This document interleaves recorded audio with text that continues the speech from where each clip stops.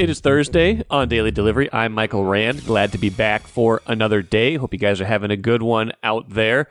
Good show coming up. Randy Johnson covered Gopher football for the Star Tribune. Will be with me in just a few minutes here to talk about that team and their attempt to wash away last weekend's bad taste, that 31-10 blown lead against Northwestern. How do they do that? Opportunity this weekend against a non-conference opponent, Louisiana. Maybe not as difficult this week to feel good about yourselves, but they have to take care of business and start playing better going forward. An interesting PJ Fleck quote also caught my ear. I'll get to that after the segment with Randy. I got some Vikings stuff at the end of the show. Kevin O'Connell, very downtrodden earlier in the week, but I was heartened to hear and see with my own eyes that he seems to be a little bit more upbeat. They are also trying to turn the page from a bad game last week, a bad finish, a bad start to the season. They are 0-3 heading into that game Sunday in Carolina. First, though, what did I miss?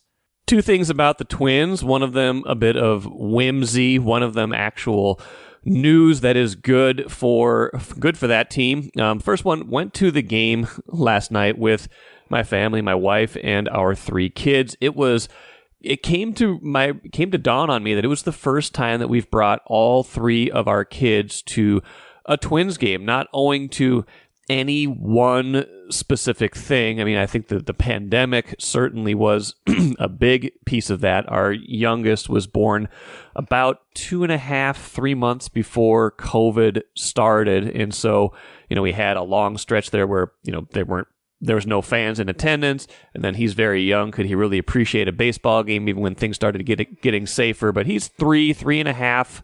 Going to be 4 in December. He'll be, he's in that zone now where he could appreciate, he can appreciate a baseball game. None of our kids, however, are necessarily baseball fans. None of them are really sports fans, which might surprise you a little bit, knowing that I cover sports for a living, but they have their own interests. They have their own, their own things that they like. They'll sit and watch some things on TV when I'm there and when I'm kind of doing my thing, and they'll go to other things, but they like, they like what they like, which is great. I love that about them, that they're not just following the things that I like necessarily. They like a lot of other things that I like, but sports just not really a big part of their viewing experience. They play sports, they enjoy it, but they're not really sports watchers. So with that as a backdrop, we decided to go to this game. What I underestimated, as we've kind of resisted or thought, would they really like going to a game if they don't really like sports? What I underestimate is their love of events, of just being places. It doesn't really matter sometimes what the thing is, as long as you get to go there, as long as it's a new or novel experience. Last night, it was a really nice night. We got there kind of late owing to some scheduling stuff, so we didn't get there for the first few innings, but that's okay. I've let go of the idea that you have to be there for all 9 innings of a game, although you best be sure we did stay until the end of that game, a 6-4 Twins win over the A's, which, at this point in the season, not a ton for the Twins to play for, not a whole lot left except getting fine-tuned for the postseason, but the game had a nice feel to it. It was a beautiful night, and the kids, all they wanted to do was kind of take in the experience kind of in the way that they relate to the world. My oldest, my 9-year-old daughter just wanted to yell a lot, get into the chants, get into the energy of the stadium. She kind of fed off of the energy of what was going on, really got into it, really got kind of amped up by what was happening. My middle child, my 6-year-old daughter, she was mostly in it for the snacks, let's be honest, the popcorn, the assorted other things that you get when you go to a game, but also, was interested in, we play what she calls bat and ball in the backyard, which is essentially baseball, but it's just, with a a foam bat and ball, and she's quite good. We need to get her into softball, I think, because she is quite good at hitting the ball, but she just calls it bat and ball. She doesn't call it softball. She doesn't call it baseball yet. She just calls it bat and ball. And she said, "Oh, this is kind of like bat and ball."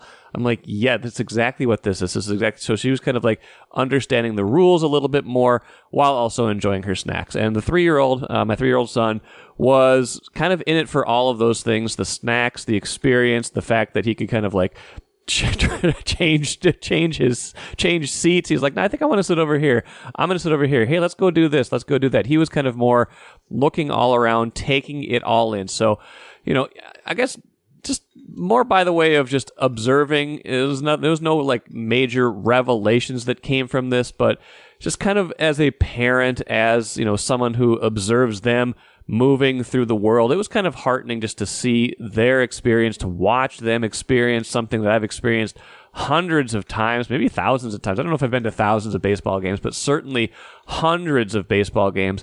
Watch them interact with things, see kind of what elements of the game, the kiss cam. They loved the proposal when someone proposed on camera. My 6-year-old was just like over the moon with that, where we're like, "Ah, man, this happens all the time. What a cliche," things like that. They love TC Bear, although my 6-year-old thought it was a mouse. They really wanted to play mini golf. We forgot to do that. They were very disappointed, but I said, "Hey, maybe next time we'll do this again. We will do this again," because they had a good time. We had a good time. It felt like a manageable and enjoyable experience. And that's what it's all about. You don't have to love sports. You don't have to love everything about something. And I think that's where sports have evolved. It's not just about the game. And the kids had a really good time at this game.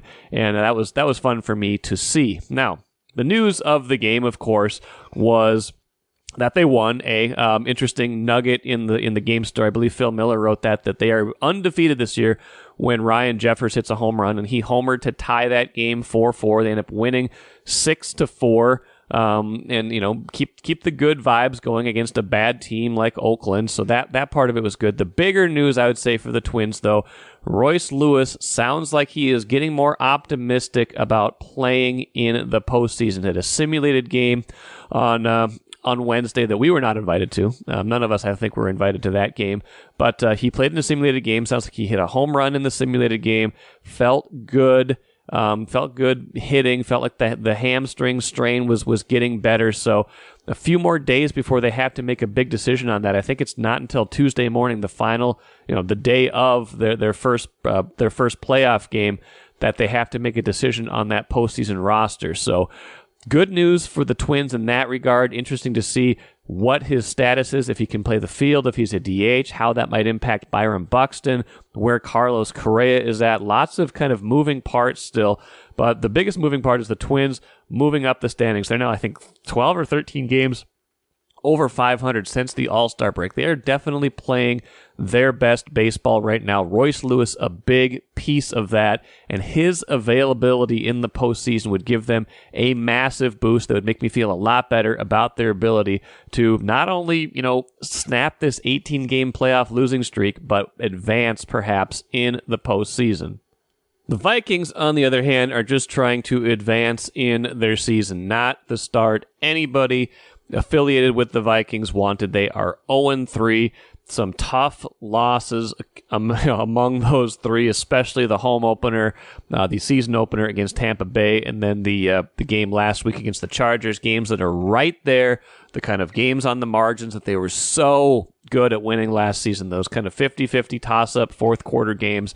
Those are the games they were winning last season with, winning plays in crunch time. They are not making those plays this season. And, I wasn't there, but I observed Kevin O'Connell on the replay Monday talking about that game. He seemed as down as I've seen him, as confused, alarmed, angered, whatever you want to call it. He looked very upset about where things were, especially with their propensity for turning the ball over. They had another fumble in that game. They had a couple other near fumbles. They had the interception at the goal line to end the game. Turnovers are going to happen sometimes. That's just kind of a function of football. But his emphasis on where they were at with that process was really interesting to me. Here, I'm going to run the quote. I'm going to run the audio from O'Connell on Monday, because this is about as forceful as you hear him on things like this. Yeah, that was a huge emphasis, and really that first turnover of the day was when we were really churning out some yards, running the ball, about to enter the red zone, and we convert on that third down, and the ball gets taken away literally in a mirrored setting to our C2 split 2 kind of drill. And nobody's going to be harder on themselves about that one than TJ. But the fact of the matter is the ball, is still in a critical turnover where we defer, defense gets a stop, and we're driving down there for points, and we, come away with nothing. And then the next time we go on the field, we're trailing. So, that one, I thought there was some, other times where forward progress and things, and there was a lot of discussion going on throughout the day. But we need to end every snap with the football in our hands. And that's going to be continued urgency and emphasis like it was last week. And we're going to continue to do it and do it differently and emphasize it different ways until that value is received, because that is a losing formula, as we've seen, being where we're at in the turnover differential right now. No, I think that's something that we're gonna fix one way or the other. Either guys are going to do it, or we're going to have to put other guys in the game that have ball security. Now, players said all the right things on Wednesday. I was out there Wednesday listening to Kirk Cousins, TJ Hawkinson talking about ball security, talking about how important it is. And Kevin O'Connell did seem like he was in a much better mood, a much better place Wednesday, kind of ready to turn the page. Not happy still, of course, with where they are, but trying to draw out the positives from what's happened so far and use the negatives to get better for the rest of the season. So, his message essentially to players was, that one hurt. Let's move past it. Let's use that energy to get better. Get a win in Carolina, see where they can go with the rest of their season. That, to me, was kind of the more typical O'Connell energy. So it was interesting to see kind of the difference from Monday to Wednesday, where he was at with his process, where the players are at with their process, trying to rebound. That's a hard thing to do. I would think it's a hard thing to kind of let one go, to let it go after you feel like it was right there for you, not let that snowball. That will be the Vikings challenge on Sunday, and that'll frankly be the Gophers challenge on Saturday, to not let what happened last week against Northwestern spiral into something new.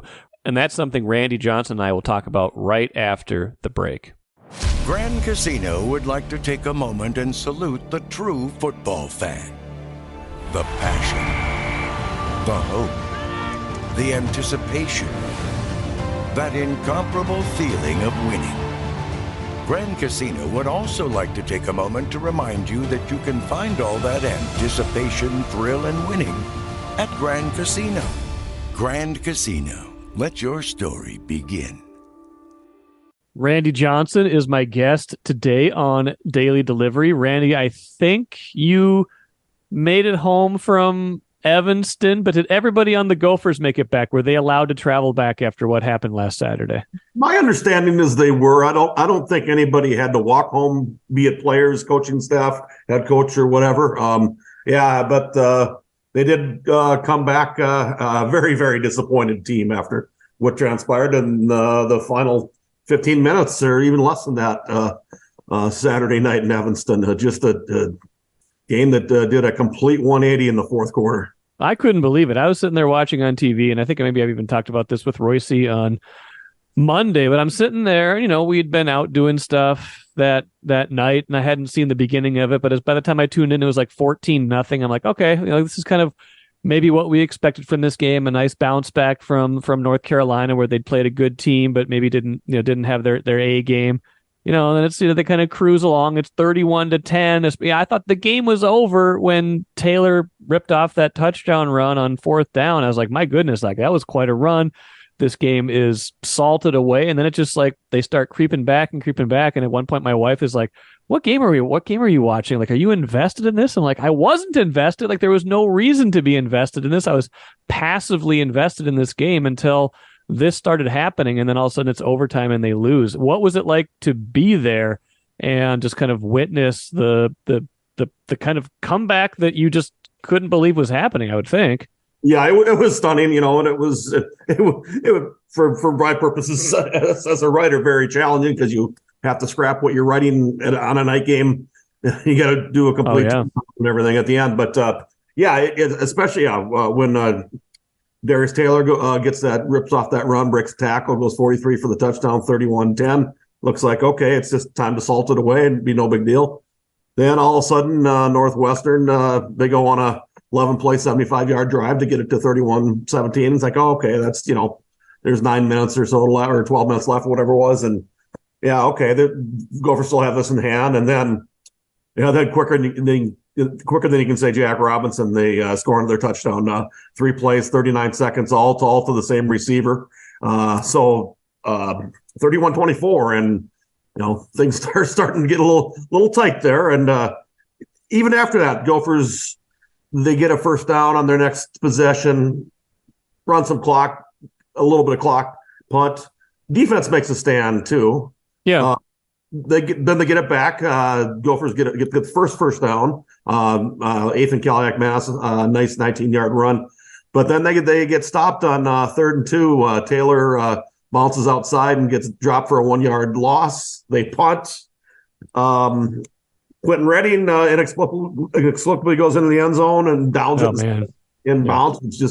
He just lost track of where he was on the field. He had a really good down punt earlier in the game. Just one of those things where he just made a mistake. And then Northwestern goes 80 yards in the final 2 minutes and scores. Then the overtime overtime reminded me a lot of the national championship hockey game, how quickly it ended. Yes. We got the ball. They get that throwback to the tight end, and just remember watching Maverick Baranowski trying to catch up, trying to run him down, but he had bitten on the fake and just too much. What was? I mean, I listened to Fleck afterwards, but are they just shocked at that point? Are they mad? Like, what's the prevailing sentiment after something like that happens? Oh, I think there was anger, there was shock, there was frustration, there was, what the heck just happened? Why did this happen? He came back yesterday and said, it was it was execution, game plan, and coaching, just basically all 3 facets. The thing that was really interesting is that collapse came without the aid of any turnovers to Northwestern. Yeah, I could say the one quick drive was almost like a return for a touchdown. I mean, it happened so quickly that didn't take any time off the clock, so that made their ability to come back a lot easier. There were 2 things about it. I mean, there's many things about it, but there's 2 things about it that felt like a shame in particular. One was that it did seem like they had made some strides when they got to 31-10. I mean, Taylor was excellent again, although he's, the injury concern maybe is something we can get to in a minute, but Kaliak-Mass had a bounce back game. He hit all of his first half passes, right? And didn't have a completion. In the first half. He hit his first one in the second half. They had a couple of completions, and that was in the first drive of the third quarter. First he comes out of the gate, hits a 16-yard gain, then has a couple of incompletions, and I think it seemed like after that, they punt after that, and they'd only taken 2.5 minutes off the clock. I think Fleck got a little more conservative then. After that, they didn't throw quite as often. They didn't. So they wanted to run some clock, but they just weren't stringing together the first downs they needed to. No, but I mean the larger point being, it seemed like they had kind of some of the things that maybe had vexed them earlier in the season, like the run pass mix early on, at least in that game, and putting points on the board, converting things into touchdowns. Like all of those things seem to be going their way, albeit against an opponent that didn't look to be much of a challenge going in. That gets obscured by the last 15 minutes of the game. Yeah, and it has to, because they can go back and look at what they did well, and obviously they'll try to incorporate that into the next game. But they do need to figure out a way to fix what happened in that fourth quarter.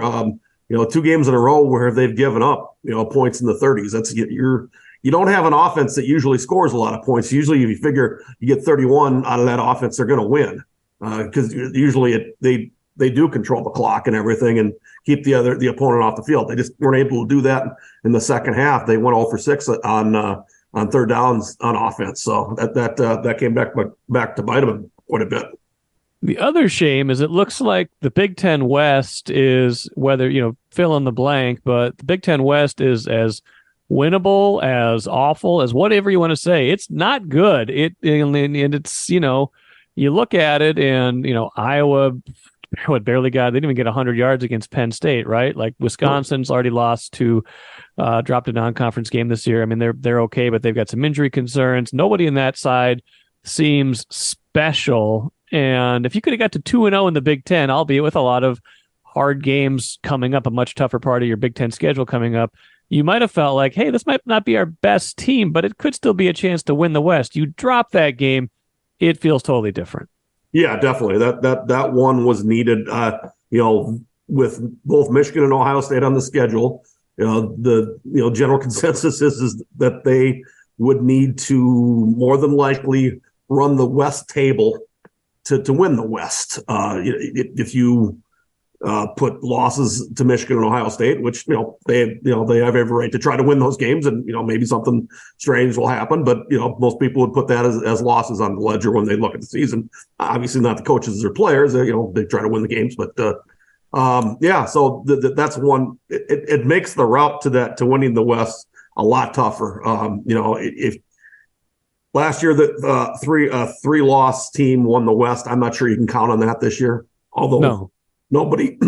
Nobody's a world beater in the West right now. Wisconsin looks better. Their loss looks a bit better now that Washington State beat Oregon State. But then Wisconsin lost one of their second best running back in Ches Malusi to a broken leg for the season. So the route to a bowl game even looks, filled with potholes when you lose to Northwestern. You barely beat Nebraska in the opener at home. I mean, we go back to that game when there was probably a 5% win probability until a whole bunch of wacky stuff happened, and they made it happen. But with that in mind, how do they kind of regroup and reframe the season? They've got Louisiana this weekend. That is not LSU. That is Louisiana. So it's not. It was the Cajuns. So it's maybe not the supreme test that an LSU would be, but a chance again to get a win and feel better about themselves. But again, the back half of that schedule is going to get a lot tougher, and seeing where the wins are when you have performances like that gets harder to kind of envision. Yeah, and you cannot take this game for granted as a win.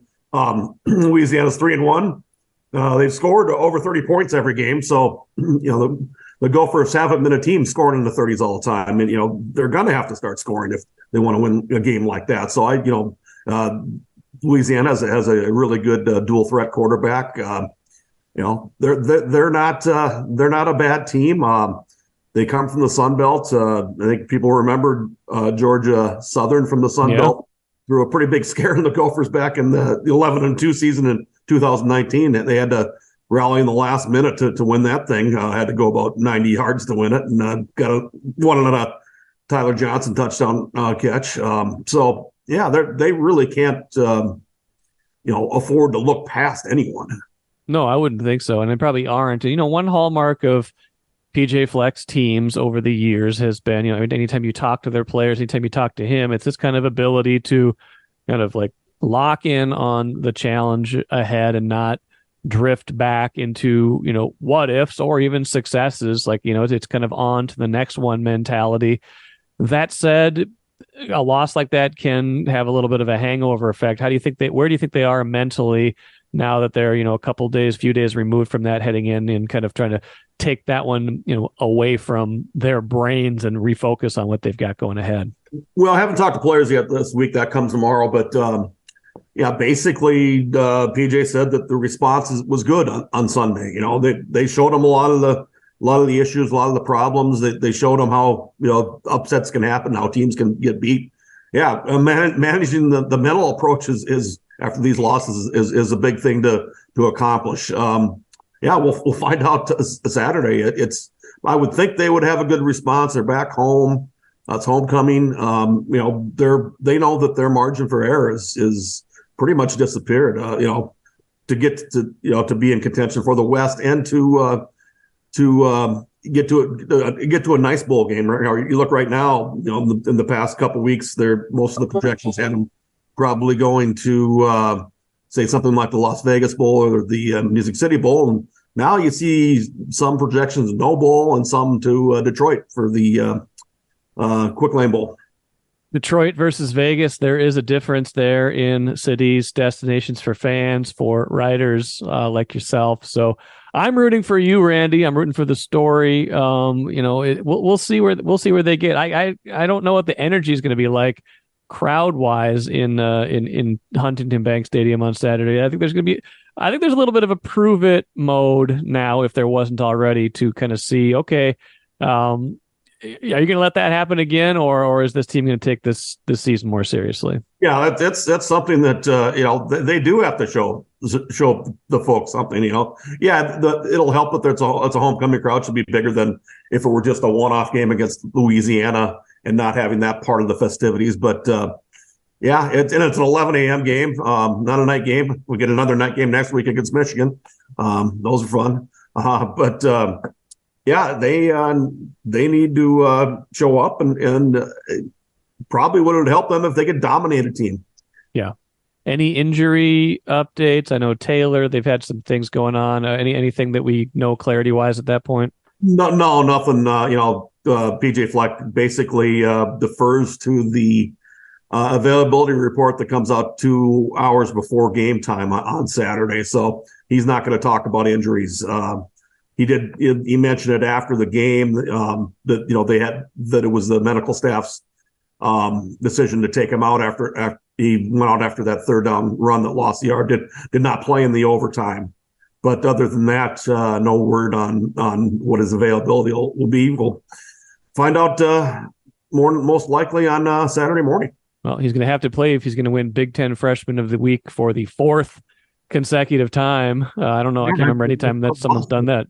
Kind of lost in this whole thing is he's leading the nation in rushing yards per game. He's really good. That fourth down run where he just there was a guy that had him stopped in the hole 1 or 2 yards short, and he just powered right through him, kept the legs going, and went the distance. I was like, that was some kind of run. Yeah, that was nice. It's hopefully we'll see more of that this weekend.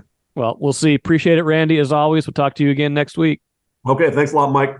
Good stuff from Randy, and a postscript to our conversation. Just noticing this in the last day or so. PJ Fleck on KFan earlier this week talking about name, image, and likeness. And I believe Randy Johnson is probably writing about this later this week, might even be online today.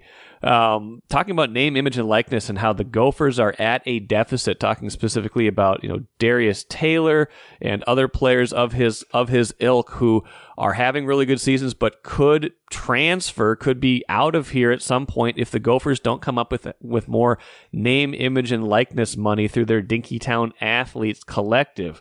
He says, this is what happens when you're playing a true freshman tailback. We also have players that were here that are gone now playing at another school that should be here playing right now because, again, NIL, name, image, and likeness, we didn't pay them. We didn't pay them enough. That is the fact of life, and we all laugh at it, but that is a fact. That is very aggressive from Fleck, talking this week again on KFan with Justin Gard and Mike Grimm, kind of his weekly appearance. He went on to say, just making sure everybody understands, we'll be a AAA ball club for someone else. That is the reality and the truth of the situation. So please contact Dinkytown Athletes. Going into full salesman mode, but that's pretty frontal. That's very interesting to hear PJ Fleck say something like that. That is the reality of the situation. But when he lays it out like that, you can sense genuine concern about the future of the program, about their ability to compete for the top players. That is the influence of name, image, and likeness right now. That is where we are headed, which is great for the athlete, which is great for a certain high caliber level of athlete, but not great necessarily for the programs that are left behind. PJ Fleck clearly worried the Gophers could get left behind and that could create even more tiers of teams in college sports. So watch that going forward and watch how his reaction is to that in years to come. Let's finish with the cooler. Wow. Dame Lillard traded to the Bucks, a blockbuster with the Suns and the of course the Blazers involved. All sorts of moving pieces. Drew Holiday gets shipped out. DeAndre Ayton shipped out of Phoenix. Pick swaps, picks going this way and that. Obviously, the biggest takeaway is the Bucks get Damian Lillard, who's one of the best scorers, one of the best offensive players in the game right now, to pair with Giannis, and that will be quite a sight to see. Giving up Drew Holiday is interesting to me because I really felt like when they won the championship a couple of years ago, he was a major component of that. He was a big piece of that engine that was driving that championship that year. His defensive acumen, his kind of glue. So I'll be curious to see how much of an upgrade this is versus how much of a, offensively, of course, this is an upgrade to a degree, but how much this really helps them win more. Is this more of a move on paper that makes them look better and maybe keeps Giannis happy that they've kind of gone more all in with another bigger name brand player like Dame, or is this the kind of thing that's going to hurt them in the long run? What is it due to the Blazers? Are they really going to keep Holiday, or will there be a team that was trying to get Lillard that now tries to come get Holiday? I would think that would be the case. And where does it leave the Suns? Kind of interesting for them, trading DeAndre Ayton, getting some other pieces back, really kind of remaking their roster this season around their big three of Kevin Durant, Devin Booker, and Bradley Beal. So interesting times in the NBA. Hope to talk maybe some Wolves players today. Their media day is today. Their camp is opening.